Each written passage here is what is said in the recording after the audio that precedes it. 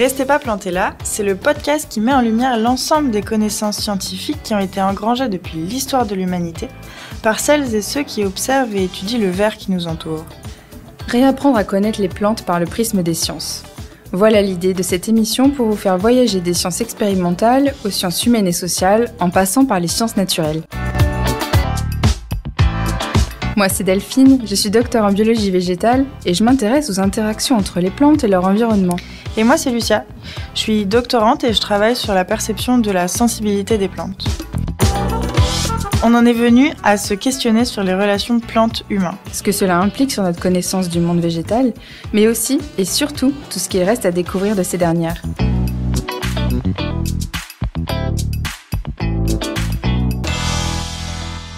Quelles sont les relations entre les femmes et les plantes ? Sont-elles plus reconnues en tant qu'herboristes ou botanistes ? Quels sont les liens que les femmes ont réellement construits avec les plantes ? Bonjour Lucia. Bonjour Delphine et bonjour à toutes et à tous. Bienvenue dans cet épisode sur les plantes et les femmes. Alors, pourquoi on s'y intéressait ? En fait, on s'intéresse dans cet épisode aux relations entre les plantes et les femmes en particulier. Tantôt guérisseuses, herboristes, cueilleuses, voire même sorcières. Et seulement parfois botanistes, la relation entre les femmes et les plantes est riche, on va l'aborder, complexe, mais aussi c'est l'occasion pour elles au cours de l'histoire de faire leur place dans la société. Alors en nous intéressant au sujet, nous avons réalisé qu'il existe de multitudes de travaux qui étudient ces interactions entre le monde végétal et la gente féminine au cours de l'histoire, dans différentes parties du monde. Et c'était alors l'occasion pour nous d'en faire un épisode. Et c'est franchement un épisode qui nous a tenu énormément à cœur de faire. Ouais. Alors puisqu'il existe une histoire entre les femmes et les plantes, d'où vient cette proximité ? Alors, en fait, les femmes ont construit des savoirs sur les propriétés du végétal, surtout en fait par l'observation. Et la transmission, en fait, c'est ce qui a été observé, a été transmis au fur et à mesure des générations. Et en fait, c'est le fruit d'une représentation qu'on leur a donnée suite à leur rôle qui était de femme maternelle et nourricière, qui doit prendre soin de son foyer et en bonne ménagère trouver les ressources les moins coûteuses pour conserver la santé des siens. En fait, c'est poussé par l'urgence vitale que ces connaissances ont été construites. D'accord. Alors, moi, selon les recherches que j'ai pu faire, c'est vrai qu'il faut savoir qu'au Moyen-Âge, les guérisseuses étaient souvent considérées comme des médecins de campagne. Donc en fait, voilà, guérisseuses, finalement, c'est ces femmes-là qui étaient appelées comme ça. Qu'on venait voir très souvent. Qu'on venait voir très souvent pour se soigner. Et ça, c'est Mona Chollet qui en parle dans son ouvrage « Sorcières, la puissance invaincue des femmes ». Et elle dit qu'elle représentait, donc les guérisseuses, le seul recours vers lequel le peuple pouvait se tourner et avait toujours été des membres respectés de la communauté. Donc c'était des femmes qui avaient un statut un petit peu plus élevé, étaient un peu plus reconnues, jusqu'à ce qu'on assimile leur activité à des agissements diaboliques. Oui, c'est vrai. Bon, même si c'est pas possible d'en faire une généralité, mais c'est vrai qu'un grand nombre de guérisseuses vont être pourchassées, suite justement à ces activités dites diaboliques, même si toutes les sorcières n'étaient pas des guérisseuses et inversement aussi. Mais en fait, du coup, qu'est-ce que c'est une guérisseuse et est-ce qu'on sait pourquoi elles ont été pourchassées ? Alors, on entend par ce thème de guérisseuse les femmes qui ont une connaissance empirique des plantes locales, qu'elles cultivent aussi, donc qu'elles trouvent dans la nature mais qu'elles cultivent, qu'elles font sécher, qu'elles conservent. Et ces connaissances sur la préparation de remèdes notamment ont été acquises en général par l'observation et sont transmises de génération en génération. Et elles utilisent les plantes donc en fait pour soigner, etc. Donc par leur vertu médicinale. Oui, c'était pas de la magie. Il n'y a pas de magie là-dedans. Ouais. A priori. Hein. Oui, a priori. Et en fait, donc il y a eu cette période où elles ont été persécutées. Et cette persécution, elle est en lien avec la création des premières universités de médecine. En fait, en 1200, il devient interdit de soigner si on n'a pas été formé dans les universités de médecine. Et évidemment, en fait, les femmes ne peuvent pas. Elles sont exclues d'étudier dans les universités de médecine. Oui. Et donc, tout ce savoir qu'elles mettent en pratique depuis des années et des années et des années, on va leur dire non, c'est pas encadré. Nous, on fait de la médecine, donc hop, On le met sous le tapis et on n'en parle plus. Alors, il se trouve que la grande majorité des femmes condamnées pour sorcellerie, donc environ 70 à 80% de celles-ci, ont contribué à renforcer l'image très féminine des guérisseuses. C'est Florie Morin qui s'est intéressée à cette question dans son article intitulé « Des femmes, des plantes et de la magie, les herboristes en fantaisie jeunesse ». Et elle ajoute dans cet ouvrage que cette activité était loin d'être le seul motif de condamnation. Lors des chasses aux sorcières, t'en as parlé, mais ceux et surtout celles qui a usé de breuvages, de remèdes, etc., qui soignaient par les simples et qui accouchaient, qui faisaient avorter également, ont régulièrement fait l'objet de ces accusations-là. Alors les simples, juste pour vous dire, en fait, les simples, ce sont les plantes qui ont été utilisées depuis l'Antiquité pour usages médicinaux, en fait. Alors c'est vrai que j'ai aussi lu cet ouvrage et en fait... Ce que j'ai aimé, c'est que l'autrice, elle souligne vraiment l'importance du rôle particulier des hommes et surtout des femmes qui, à partir du XVe siècle, étaient accusées de sorcellerie et qui étaient également connues comme guérisseurs ou guérisseuses. C'est vrai que dans les communautés rurales, leur statut présentait de nombreuses similitudes avec ceux qui pratiquaient la magie et souvent, ces rôles étaient exercés par les mêmes personnes. Souvent, c'était que des guérisseurs ou des personnes qui utilisaient simplement les plantes. De ce que j'ai pu lire. Plus des croyances, peut-être. Et des croyances.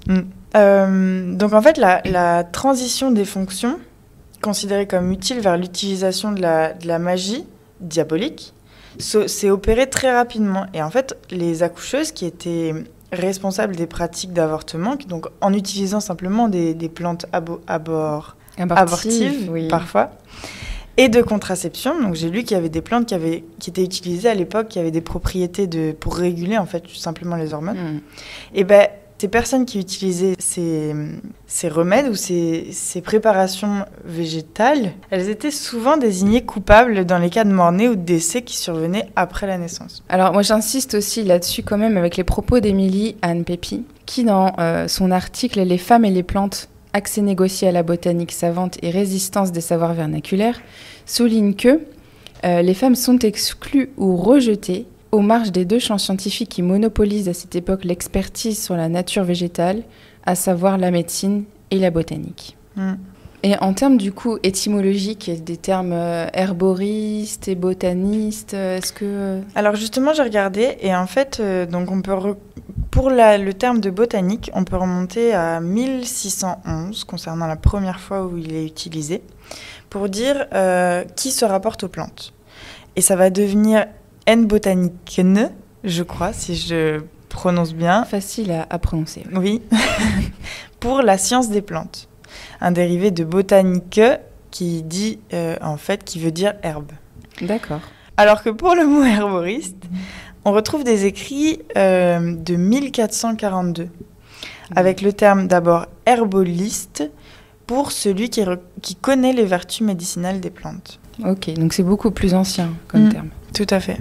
Et c'est pas du tout la même chose en fait au final. Alors encore de nos jours, partout dans le monde et en particulier dans les régions tropicales riches en biodiversité, ce sont les femmes qui gèrent la plupart des ressources végétales utilisées par l'être humain.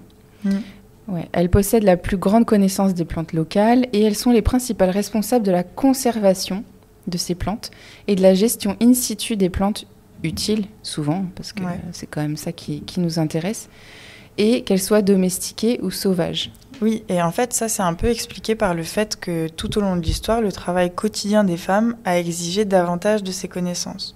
Donc en fait, globalement, ce sont les femmes qui prédominent en tant que cueilleuses de plantes sauvages, jardinières, herboristes et gardiennes de semences.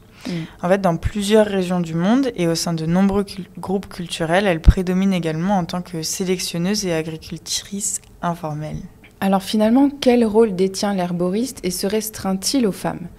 Alors dans la langue française, l'évolution de la définition de l'herboriste entre le XVIIe et le XVIIIe siècle est révélatrice de la montée en puissance de la botanique savante au détriment des savoirs vernaculaires. Donc au XVIIe siècle, l'herboriste étudie et connaît les plantes, définition qui au XVIIIe siècle ne s'applique pas qu'aux botanistes. Il ne s'applique plus qu'aux botanistes. Il ne s'applique plus qu'aux botanistes, bien sûr. C'est vrai. Et le substantif herboriste, donné instinctivement masculin ou féminin dans certains dictionnaires, désigne alors celle ou celui qui, dans les villes et bourgs, fait commerce de plantes médicinales. directement cueillis ou achetés à des paysans. Donc on voit ici une petite évolution en termes de définition.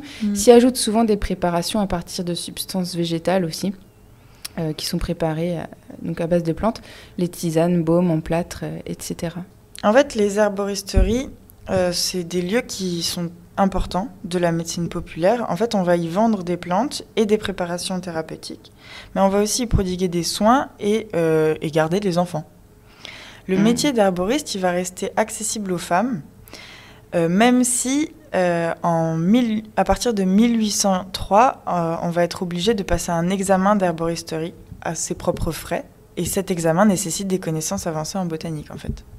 Mais c'est accessible quand même aux femmes, on est d'accord? Oui. Okay.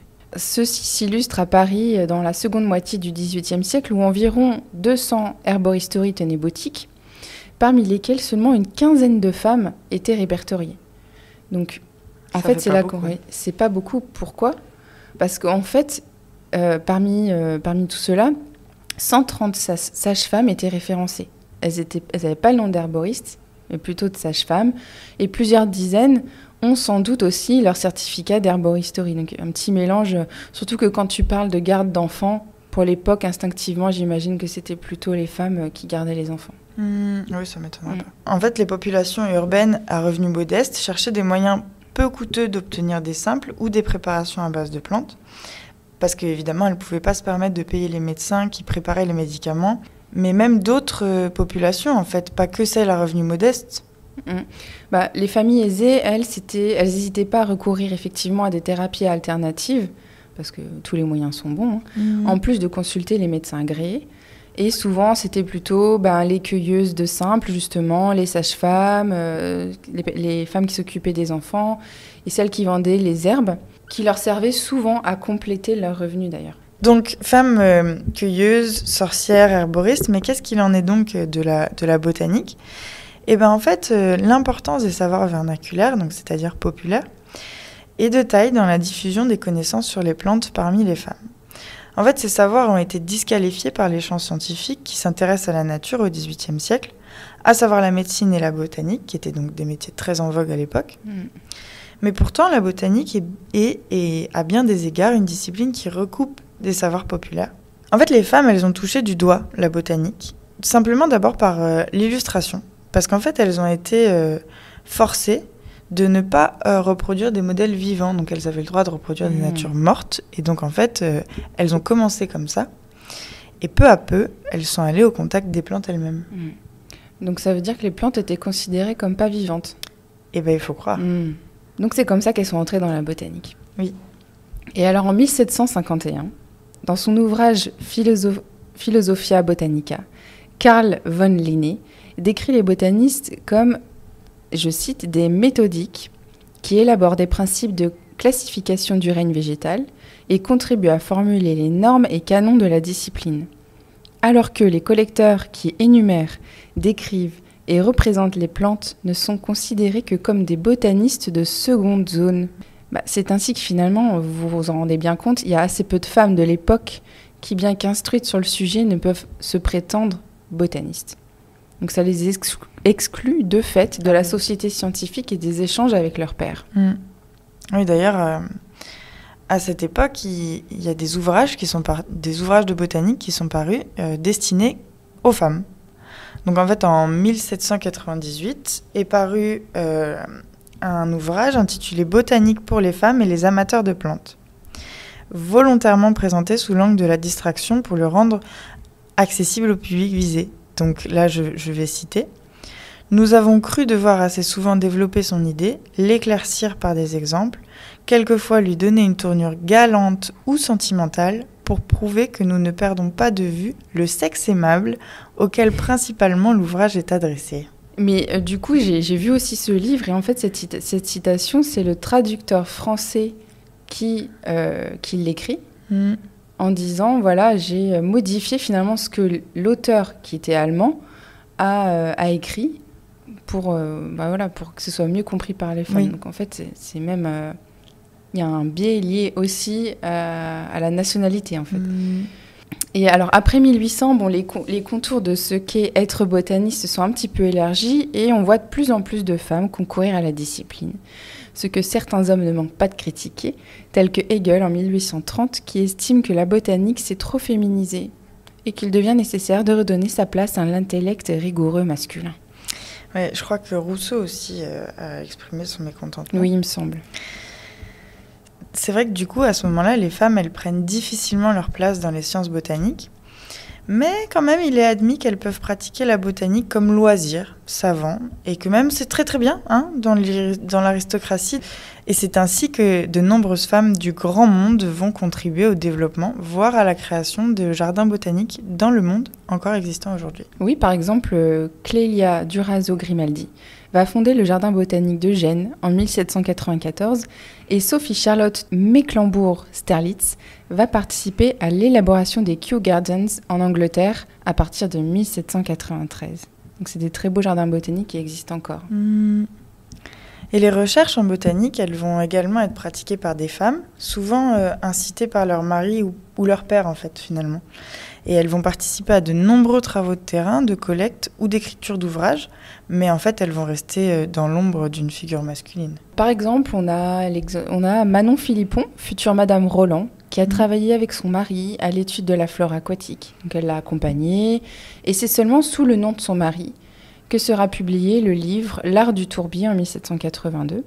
Or, elle a contribué énormément à cet ouvrage.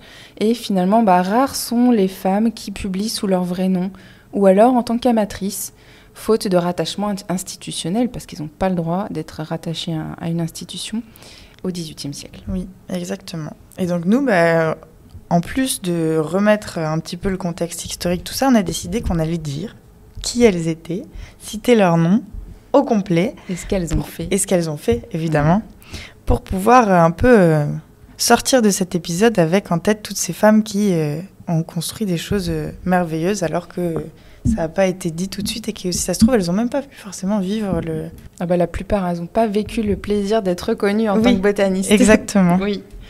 Il y a comme par exemple Madame de Gage de Pontmerol dans les années 1770 qui va user de son réseau pour accéder au jardin du roi, comme d'autres, et ainsi participer aux collectes, identifications et classifications réalisées à cet endroit. Dans son cas, elle va devenir spécialiste des graminées, mais elle va rester très discrète, ne signant pas ses billets de description. Et en fait, son travail restera sous forme de manuscrit et ne sera jamais valorisé, puis disparaîtra après sa mort. Donc là, c'est même encore pire que ce qu'on disait avant de lui faire hommage. Oui. Et je tiens quand même à préciser que les graminées, c'est l'une des familles les plus difficiles à identifier. C'est très très dur. Donc c'est pas un travail négligeable, loin de là. Et puis en Amérique, il y a cet exemple de Jane Colden, qui est née dans les années, en 1724 et décédée en 1766, qui apprend la classification linéenne de son père, qui est médecin. Et elle sera considérée elle est considérée comme la première femme botaniste américaine et elle nommera plus de 300 espèces de plantes new-yorkaises avant de se marier et d'interrompre sa carrière. Oui, c'est sûr qu'on ne peut pas faire les deux en même temps. Il y a aussi Jeanne Barré, donc qui, elle, a vécu de 1740 à 1807. Donc c'était il y a un paquet de temps quand même, mais pas tant que ça au final. Et elle, c'est la première femme à avoir effectué un tour du monde qu'elle a pu réaliser en se travestissant en homme afin de pouvoir monter sur le navire. Et elle découvrira et décrira avec Philippe Commerson de nombreuses plantes lors de l'expédition de Bougainville. Et en fait, le genre Barretia lui rend hommage. Oui, donc c'est quand même dingue parce que les femmes, elles n'avaient pas le droit de monter sur les navires et donc elle s'est déguisée en homme. Ouais.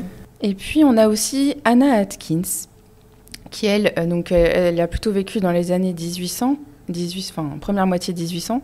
Elle était botaniste britannique et elle a développé une technique photographique pour prendre des clichés d'algues. C'était sa spécialité, elle s'est intéressée aux algues. Le cyanotope. Tu connais le cyanotope ? Non, je suis censée. C'est magnifique. C'est vrai ? Oui, on peut regarder un petit peu si vous cherchez sur Internet.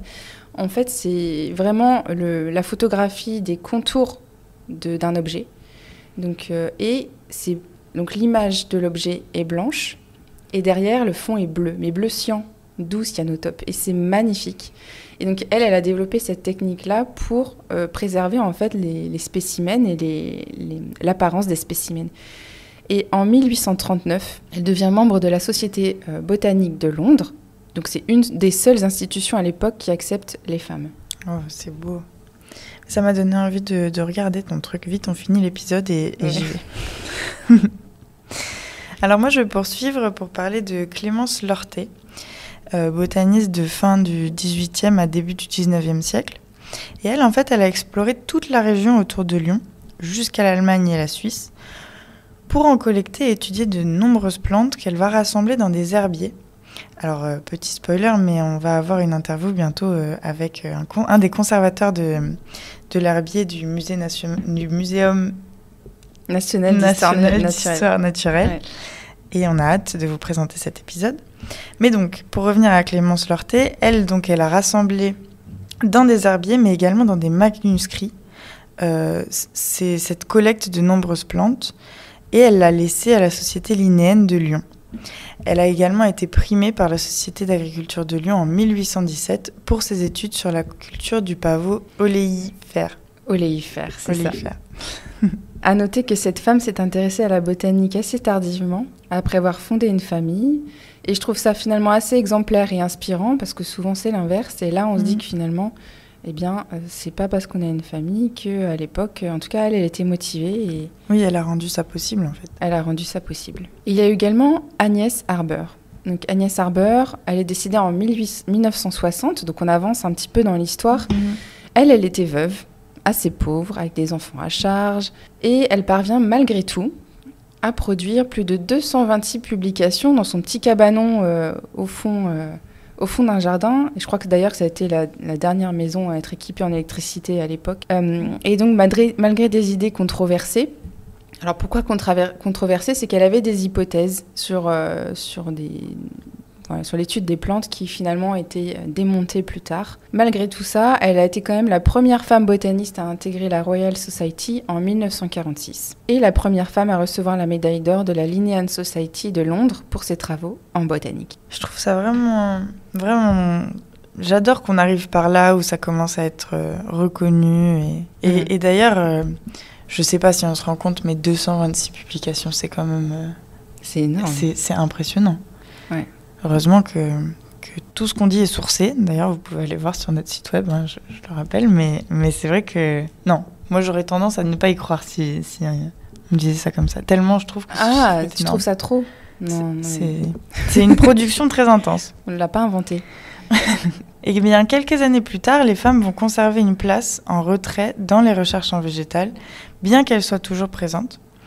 C'est le cas par exemple de Barbara McClintock en 1927 qui va soutenir sa thèse en botanique et va mener par la suite des recherches pointues sur la morphologie des chromosomes chez le maïs. Elle découvre entre autres les transposons, qui sont des éléments génétiques qui bougent sur les chromosomes, qui vont être responsables de l'apparition ou non des caractéristiques physiques. Et pour cette découverte, elle reçoit le prix Nobel en 1989. Ça, c'est trop beau aussi. Ouais. Et toujours un peu plus tard, donc Joanne Anderson, qui est décédée en 2015, il n'y a pas très longtemps, était une biochimiste qui travaillait sur la photosynthèse, elle, chez les plantes, et qui a mis en évidence que le mécanisme photosynthétique comprend deux composants fondamentaux. Aujourd'hui, ça paraît, on en parle tout le temps, c'est normal. Le photosystème 1 et photosystème 2, et c'est elle qui les a découverts, et elle sera de nombreuses fois récompensée pour ça. Alors, des femmes qui ont étudié les plantes, parce qu'on en a terminé pour ce petit catalogue non exhaustif, certainement. Oui, clairement non exhaustif. Il en a existé de nombreuses, il en existe toujours, et elles ont leur place dans la recherche sur les plantes, quelle que soit la discipline d'ailleurs. Et donc, en fait, on a voulu, au travers de cet épisode, montrer que résistant aux assignations sociales, donc aux représentations qu'on leur a données par rapport à leur rôle, les femmes ont trouvé, au cours de l'histoire, un refuge et un moyen de déjouer les codes par l'étude des plantes dans leurs usages ou pour les plantes elles-mêmes. Elles ont développé leur connaissance et leur expertise, l'ont transmis et deviennent des herboristes thérapeutiques reconnus ou des botanistes marquant l'histoire des sciences. Ainsi, elles se sont épanouies grâce aux plantes, autant que les plantes ont été percées à jour par elles. Finalement, la botanique et l'herboristerie sont des disciplines qui permettent d'interroger les stratégies déployées par les femmes pour conserver une liberté quant à limiter le discours dominant. Merci Delphine. On espère que vous avez passé un bon moment et on vous donne rendez-vous pour le prochain épisode. En attendant, restez pas plantés là.